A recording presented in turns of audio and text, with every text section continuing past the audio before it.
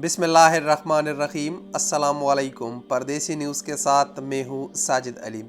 वैसे आम तौर पर तो सऊदी अरब और दीगर अरब ममालिक अपनी गर्मी की वजह से काफ़ी ज़्यादा मशहूर है, लेकिन सऊदी अरब में कुछ ऐसे इलाके भी हैं जहाँ ठंड की इंतहा होती है और टेम्परेचर मनफी में चली जाती है।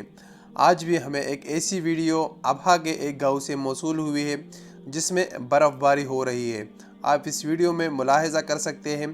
और सऊदी अरब के कुछ ऐसे इलाके हैं जैसे तबूक रीजन हो गया, जॉर्डन के बॉर्डर के जो करीब है, जहाँ पर न्यूम सिटी बन रही है, वहाँ के साथ एक इलाका है शर्मा, वहाँ पर भी काफ़ी ज़्यादा बर्फ़बारी होती है जो कि मैंने अपने आंखों से भी देखी है।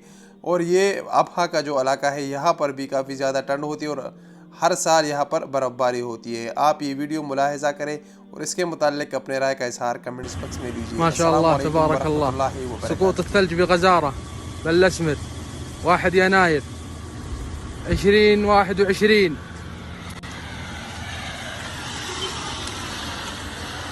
ما شاء الله تبارك الله.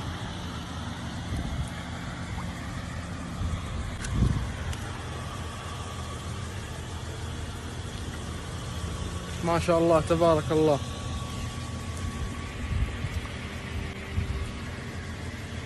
لا حول ولا قوة إلا بالله. اللهم زد وبارك، اللهم انعم وتفضل.